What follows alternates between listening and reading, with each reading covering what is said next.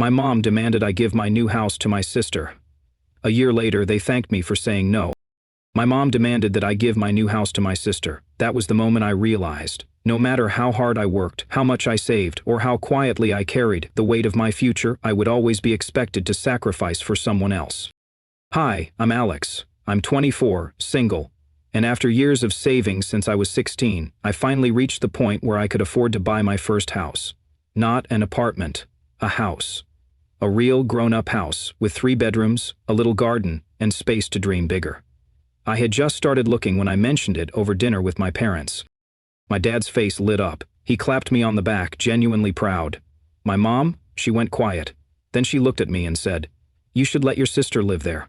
She needs it more than you." That one sentence changed everything. It wasn't a request, it was an expectation. As if I were just a vessel for someone else's comfort. My sister, Nicole, is 30, a single mom of 1, and recently had another baby with her boyfriend. She's struggling, I get that. But I couldn't help feeling stunned. I worked for this moment. I earned this. And yet, they looked at me like I was selfish for wanting a place of my own. What came next shook me more than I expected. I didn't grow up thinking I was lesser. In fact, as a kid, I adored my family, especially Nicole. She was the older sister who used to sneak me cookies when Mom said no, the one who helped me build pillow forts and cried with me the night I lost my first dog. Back then, she felt like a second mother, and my best friend rolled into one. We didn't have much growing up. My dad worked long hours, and Mom stretched every dollar to keep us going. Nicole was the loud one, the bold one, the one who got in trouble and somehow charmed her way out. I was quieter, always watching, always calculating. I learned early how to go without, how to make do. I started saving lunch money at 12, not because anyone told me to, but because I knew no one else would do it for me. When Nicole had her first child at 22, everyone's world shifted. She moved back home.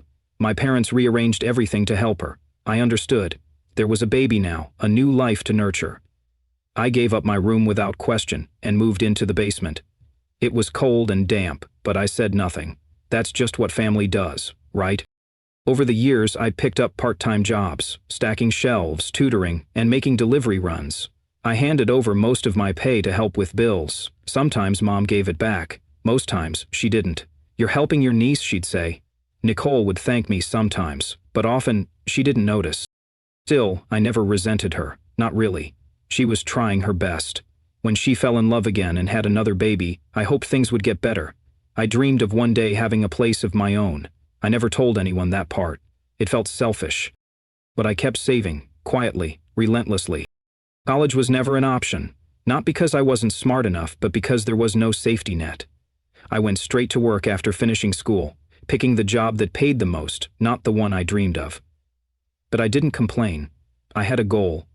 Every paycheck brought me a little closer. When I got promoted last year, I didn't tell anyone for weeks. I didn't want to invite questions or expectations. I just kept doing what I'd always done. Work, save, support, quietly in the background. And when I started house hunting, it wasn't about showing off. It was about finally claiming something that was mine. Sometimes I wondered if Nicole even saw me as a real adult. To her, I was still little Alex, the dependable brother who always helped, never asked. And Mom? She loved us both, I knew that. But her love often came with strings, with silent contracts I never signed, but was still expected to honor. I thought things were getting better, I really did. That's what made the moment at dinner sting so much. For once I had something to be proud of, and instead of celebration, I got silence. And then a demand. But to understand why that moment shattered me, you have to know this. I spent a decade being the one who sacrificed first. Not because I had to, because I chose to believe in them. And somewhere along the way, I think I forgot how to believe in myself. Even when things got tough, when Nicole had fights with her boyfriends or Mom broke down in the kitchen, I was the calm one, the fixer. I drove Nicole to the clinic when her son had a fever at midnight. I picked up groceries when Mom's back went out. I never said no. But maybe that was the problem. Maybe saying yes all the time made them forget I was a person too. Someone with dreams, with limits, with a heart that sometimes got tired of always giving. I didn't blame them entirely. I never asked for space. I never said, "This is mine." So how could they know I needed it? Still, a small part of me hoped when I finally said, "I'm buying a house," that they would see me. Not the helper, not the background character, just me, someone who mattered. Instead, what I got was a reminder. In their story, I was never supposed to lead. It didn't all happen at once. The signs were subtle at first, quiet decisions that slowly shaped the way my family saw me. When Nicole wanted to go back to school, my parents reallocated the grocery budget to help her pay tuition. I didn't mind eating ramen for weeks. When she needed a babysitter, they didn't ask me, they told me. "You're good with the kids," Mom would say, handing me a diaper bag as I walked in from work. I remember once, just once, I said I couldn't do it. I had a job interview. Mom didn't yell, she just sighed. "You know how hard it is for your sister. She's doing her best." That sigh haunted me for days. I canceled the interview. Birthdays came and went. Nicole got spa days, dinners out, and handwritten letters from Mom. I got socks. I told myself it didn't matter. I wasn't in this for the praise. But over time, these small things added up, like the time I bought myself a used laptop to take online courses. Nicole found out and mentioned she needed one too. A week later, Mom borrowed mine for her. I never saw it again. When Nicole moved out for a while, Mom redecorated her room, kept it tidy. My basement space stayed unfinished, with a leaky pipe that no one ever fixed. I asked once. Mom said, "It's temporary, Alex, you'll have your time." But my time never seemed to come. Even in conversations, I was background noise. At dinner, Nicole dominated the table. Her problems, her boyfriend drama, her kids, always front and center. If I mentioned a promotion, it got one nod before shifting back to, "Did you hear what Jake did at school?" Once, I brought home someone I was seeing. Her name was Emily. She was kind, funny, and ambitious. But the whole evening, Nicole made sarcastic comments, and Mom barely acknowledged her. Emily never came back. It wasn't hatred, it was invisibility. I wasn't being punished. I was being sidelined. I kept telling myself it was normal. Families aren't fair, right? Some kids just need more. And I was the one who could take it. The calm one. The stable one. That's what I told myself every time I swallowed another disappointment. There was a time Nicole forgot to pick up her son from daycare. They called me, not her, me. I dropped everything and ran across town. When I told Mom about it, hoping, maybe, for a thank you, all she said was, "That's what big-hearted people do." Was I big-hearted or just conveniently available? I stopped sharing things. I stopped inviting anyone over. I stopped asking for help. When my car broke down, I walked to work in the rain. When I got the flu and had a fever of 102, I stayed in the basement, wrapped in 3 blankets, waiting it out. No one checked on me. But if Nicole had a cold, the whole house mobilized. Still, the worst part wasn't what they did. It was how easily I let them. I normalized the imbalance. I wore it like a badge. Look how dependable I am, as if martyrdom made me more valuable. One night I overheard Nicole laughing on the phone saying, "Alex would never say no. He's too soft." And it hit me. Not just what she said, but how true it was. I wasn't respected. I was used. And I had no one to blame but myself. After that night, something inside me started to shift. I began noticing everything. The unequal expectations, the subtle dismissals, the way my achievements were quietly brushed aside. I wasn't imagining it. I'd been trained to accept less, to need less. At family gatherings, I stopped trying to speak up. Why bother? My voice didn't carry in that house. When Nicole's toddler screamed during dinner, it was normal. But if I asked for quiet to take a work call, I was too serious. When I offered to contribute ideas to help Nicole with her bills, Mom told me, "That's not your place." But when the electricity bill was late, it somehow became my responsibility. They didn't see it as unfair. That's what hurt the most. They saw it as natural, as if I were just built to serve, to help without asking, to give without needing. That was when I realized I'd been raised to be the fallback plan. But I didn't want to be anyone's backup anymore. It was supposed to be a celebration. We were having dinner on a Thursday night, nothing fancy. Mom had made lasagna, Nicole was feeding the baby, and Dad had just cracked open a beer. I had been sitting on the news for days, unsure of when or how to share it, but that night something inside me said, "Just say it." So I did. "I'm buying a house," I said, trying not to sound too excited. "A real one. I just got pre-approved, and I've been looking at places near the park." Dad beamed. "That's amazing, son. You've worked so hard for this." I smiled, relief washing over me. For a moment I felt proud, invisible, but then I saw Mom's face. She didn't smile. She didn't say congratulations. She just blinked, then set down her fork. "You should let your sister live there," she said flatly. The room froze. Nicole looked up from her baby. "Wait, what?" Mom nodded, suddenly full of purpose. "It makes sense. You're single. She has 2 kids. She needs the space." I laughed, thinking it was a joke. "Wait, what do you mean, live there?" "You buy the house," Mom said. "Then let Nicole and the kids move in. You can always stay here with us for a few more years." The fork slipped from my hand and clattered onto the plate. "You're not serious," I said. "Alex," Mom replied. "This is what family does. We help each other. Your sister is drowning. She's stuck in that tiny apartment. This could change everything for her." I looked at Nicole. She wasn't protesting. "I've worked for this," I said, my voice low. "I've saved for years. This isn't just some investment. It's mine." "And no one's taking it from you," Mom said, too quickly. "We're just saying, be generous. You don't need a whole house to yourself." "I haven't even signed anything yet," I said almost to myself. "Then it's not too late to do the right thing," Mom said. Nicole added, "It's just for a while, until I get back on my feet." "You've said that before," I snapped, the words out before I could stop them. Silence, thick and hot. Dad cleared his throat but didn't say anything. Mom's eyes narrowed. "Don't be petty, Alex. She's your sister." "No," I said, standing. "I'm done being the fallback." And I walked away from the table for the first time in my life. I didn't go far, just to the back porch, where the air was cooler and the silence didn't sting so much. I stared into the dark, trying to process what had just happened. Inside, I heard dishes clinking and Nicole sighing loudly, as if I'd ruined her night. A few minutes later, Dad stepped outside.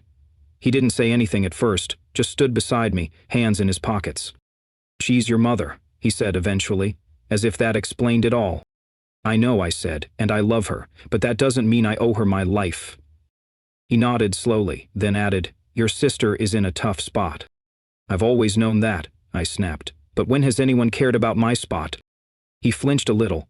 I didn't mean to sound cruel, but I couldn't keep holding it in. I told him about all the things I had let slide, the laptop, the canceled interview, the fever, the birthday socks. I didn't list them to guilt-trip him. I just needed someone to hear it, to understand. When I turned back to go inside, I found Nicole waiting in the hallway, arms crossed. "I didn't ask Mom to say that," she said. But you didn't stop her either." She rolled her eyes. "Why are you acting like I'm stealing from you?" "Because that's what this is," I said, trying to stay calm. "I'm buying something for myself, for the first time, and suddenly, it's not mine anymore. It's a solution to your problem." Nicole scoffed. "You think I want your pity?" "No, I think you want my house." The words hung heavy between us. I didn't sleep that night.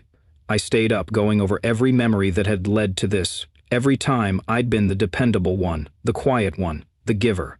And now, when I was finally doing something for myself, they made me feel guilty for it. Like I was betraying them by choosing myself. The next morning, I went downstairs expecting awkward silence. Instead, I got a confrontation. Mom stood at the kitchen counter, arms folded, already mid-lecture. "I didn't raise you to be selfish," she said without looking up. "Good morning to you too," I muttered. She turned then, her eyes sharp. "You have no idea what it's like to raise 2 kids alone. Nicole is drowning and you have the power to save her." "I'm not a lifeboat," I said. "I'm a person." "She's your sister." "And I'm your son," I shot back. "But you treat me like a bank account with legs." That stopped her, not completely, but enough for me to see the flicker of realization cross her face. She opened her mouth to respond, but didn't. I didn't wait. I grabbed my keys and headed for the door. "I'm going to the bank," I said, "to finalize the down payment." "You're really doing this?" she asked, voice quieter now. "I have to," I said. "For once in my life, I'm choosing me." The door clicked shut behind me. It was the first time I felt like the adult in the house. For the next few days, the silence was deafening. No one in the house said much. Nicole avoided me entirely. Mom moved around like I was a stranger in her kitchen. Dad kept his head down. It was as if I had committed a betrayal, too great to speak of. And maybe I had, at least in their eyes. I went to work like nothing had happened. I smiled when people greeted me. I answered emails. I ate lunch at my desk. But inside, something was unraveling. Guilt, confusion, doubt. They swirled together like a storm I couldn't see through. Was I selfish? The question looped through my mind at night, echoing in the quiet of my unfinished basement room. I stared at the ceiling, wondering if I had overreacted. wondering if maybe I really didn't need a whole house, if maybe they were right. Maybe I was the problem. I kept thinking of Nicole's face, that mix of entitlement and disbelief, and Mom's tone, sharp but righteous, as if what she asked was the only moral path. It twisted inside me, that sense of being bad for wanting something just for myself. I couldn't even talk to my friends about it. Who would understand? Most of them were still living paycheck to paycheck or sharing flats. I was lucky to even be in this position. Shouldn't I be grateful? But gratitude shouldn't feel like chains. One night I stood in front of the mirror, trying to see myself, really see myself. All I saw were tired eyes, shoulders that sagged. A man who had spent years making himself smaller so others could feel bigger. I thought about pulling out of the house deal, just walking away, letting Nicole have it. It would be easier. It would keep the peace. And maybe it would make me feel loved again. But that thought hurt. Not because I didn't care about them, but because I knew, deep down, if I gave in now, I might never get another chance. This house wasn't just about square footage or independence. It was a symbol of all the sacrifices I had made that no one ever saw. Every time I said yes when I wanted to say no. Of every night I worked late, every weekend I skipped outings, every impulse I ignored just to save a little more. I deserved this. And for the first time in my life, I whispered it out loud. I deserve this. And something in me settled. Still, knowing something intellectually and feeling it in your bones are two different things. The next weekend, I skipped our usual family dinner. I didn't say why. I just texted Mom that I had plans. The truth was, I sat alone in my car outside the lot of what would hopefully be my new home, staring at the for sale sign like it held the answers to everything. Was this really where my story changed? I imagined myself walking through that front door, dropping my keys on the counter, and knowing, really knowing, that no one else had a say in how I lived, that no one could take it from me or claim I owed it to them. I imagined sleeping in a bed without hearing footsteps upstairs, cooking in a kitchen that wasn't crowded with judgment or expectations. I imagined peace. And then I cried. Not loud, not messy, but quiet, steady tears that didn't stop for several minutes, because in that moment I realized how much of myself I had given away, how long I had waited for permission to want something, and how powerful it felt to finally say, enough. That night, I wrote a letter to myself. I didn't plan to, it just happened. I opened my laptop, and the words poured out. I wrote about the sacrifices I'd made, about the guilt that wrapped around my ribs like wire, about the loneliness of being the responsible one. And then I wrote about the future, about sunlight through my own windows, about freedom, about the possibility. I ended it with, "You are allowed," and I saved it in a folder labeled Day 1. The next morning, I woke up a little lighter. The guilt hadn't vanished, but it wasn't sitting so heavy on my chest anymore. I made coffee. I went for a walk. I didn't check my phone for messages from Mom or Nicole. For once, I wasn't waiting for their approval. And in that stillness, I realized something I hadn't dared admit until now. This wasn't just about a house. It was about becoming someone I could live with. Someone who stood up, not against his family, but for himself. And that, I decided, was worth everything. And just when I thought I was finally standing alone, something unexpected pulled me right back into the family I'd thought I'd escaped. I signed the papers on a rainy Thursday. There was no confetti, no champagne, just a quiet office, a bored lawyer, and my own trembling signature looping across the bottom of the contract. But when the final pen stroke landed, I felt something shift. Like I'd taken my first breath in years. The next day, I got the keys. The real moment didn't hit me until I walked into the empty house alone. No one else's shoes by the door, no noise from upstairs, no expectations lurking behind every wall. Just me. And the quiet. I dropped my bag on the floor and laughed out loud, not because anything was funny, but because I could. That simple freedom felt revolutionary. Over the next few weeks, I started to build something, not just a home, but a life. I bought furniture slowly, secondhand, mismatched but chosen by me. I painted the walls with colors I actually liked. I played music at full volume while cleaning. I made spaghetti at midnight just 'cause I could. There were no curfews, no guilt trips. No one was asking for favors while I was trying to rest. At first, I thought the loneliness would creep in, but it didn't. Not in the way I feared. What came instead was clarity. I slept better. I smiled more. I even started inviting friends over. People who knew me as Alex, not Nicole's brother, or the dependable one. One night as I sat on the floor eating takeout from the box, I realized something wild. I was happy. Not ecstatic, not jumping for joy, but deeply, quietly content. And then the call came. Nicole. I didn't answer at first. I stared at the screen, heart thudding. Then I let it ring out. But she called again the next day, and the next. Finally, I picked up. She sounded tired, not just physically, but defeated in a way I hadn't heard before. "I'm sorry," she said, before I could speak. "I was wrong." I didn't know what to say. The silence stretched. "I'm not calling to ask for the house," she added quickly. I think I need your help. Not money, not a place to stay, something else entirely." She wanted to learn how I did it, how I saved, how I built something. She said she was tired of depending on everyone. She wanted out. I hesitated. Then I said, "Come over next weekend. We'll start with Facebook ads." I didn't owe her that, but maybe, just maybe, helping her help herself was the start of something new. That weekend, Nicole showed up at my door with a notebook, 2 coffees, and a nervous smile I hadn't seen since we were kids. For a moment, I saw my sister again. Not the version who had drained me for years, but the girl who once helped me tape glow-in-the-dark stars to my bedroom ceiling. I brewed tea. We sat at my kitchen table. No pressure, no yelling, no guilt, just 2 adults trying to figure things out. I showed her the budgeting app I used, walked her through basic dropshipping platforms, and explained how I tracked expenses like it was a game. She asked questions, she took notes. And when she left, she hugged me, not with entitlement, but with quiet gratitude. Over the next month, she kept in touch, not to ask for help, but to update me. Got my first order, set up the page, scheduled a post. Each message felt like a brick being removed from the wall that had grown between us. Mom didn't say much during this time. She called once, asked if I was eating well, then drifted off into silence. But I sensed something shifting. Maybe she was watching. Maybe she was learning too. The freedom I found wasn't just physical. It was emotional, spiritual. It was the feeling of not being obligated to shrink for someone else to feel full. It was the peace of saying no without explaining. It was the power of finally choosing my own life and discovering, miraculously, that life could still include others, on my terms. Nicole was starting over, and in some way, so was I.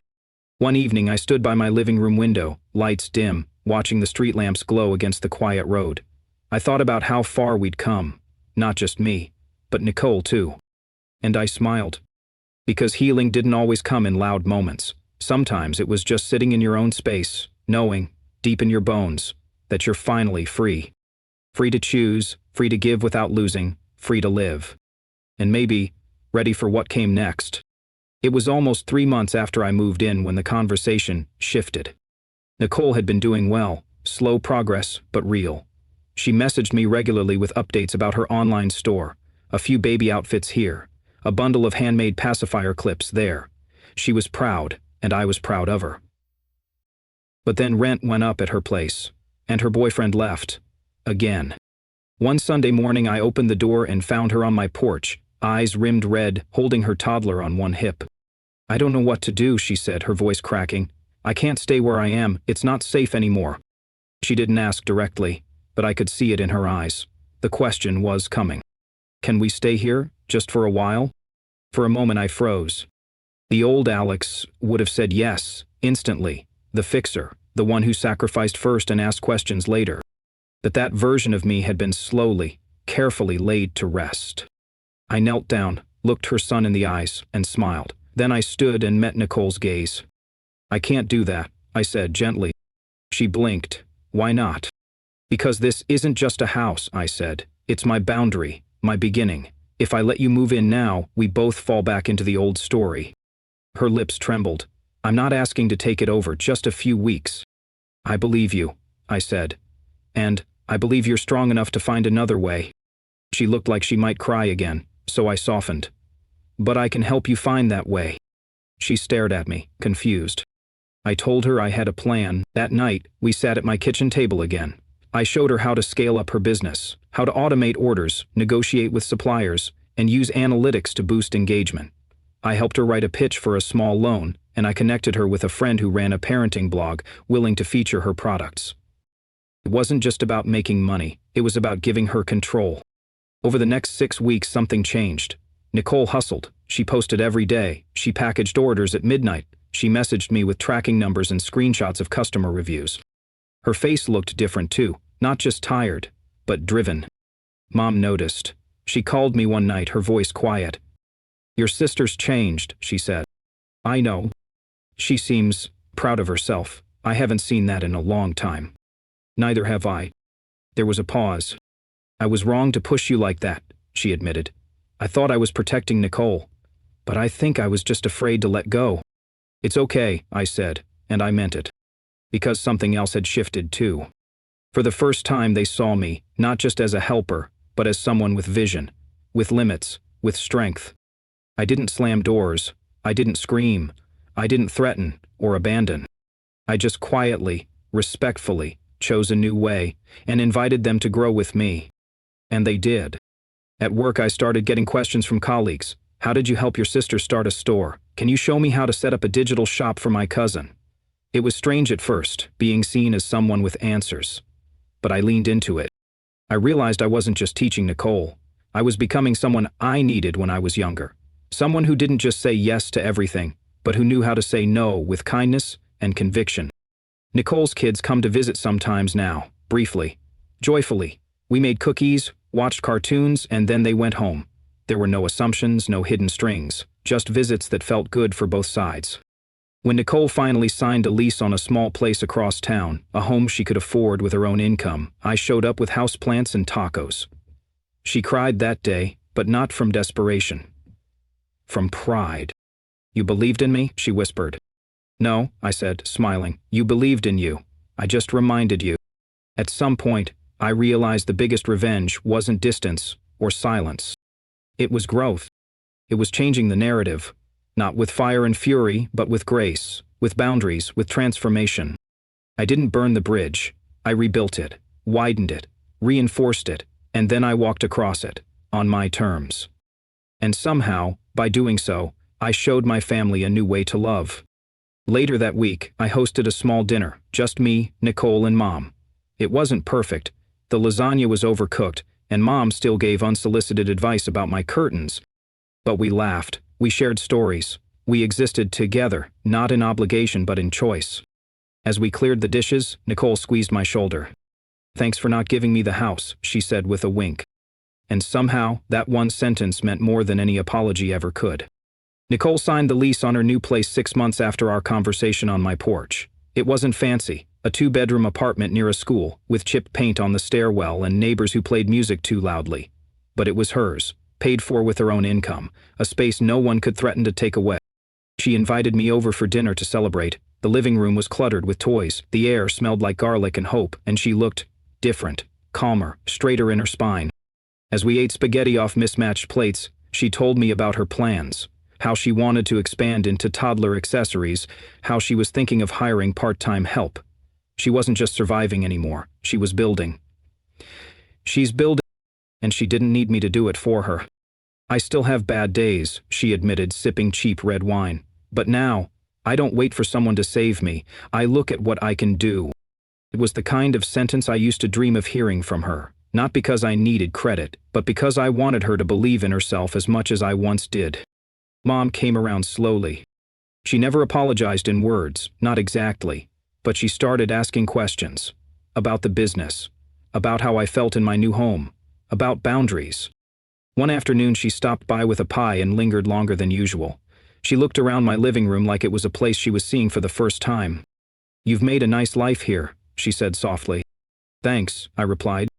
There was a beat of silence, then she added, I was afraid that if you didn't need us we'd lose you." I looked at her, really looked.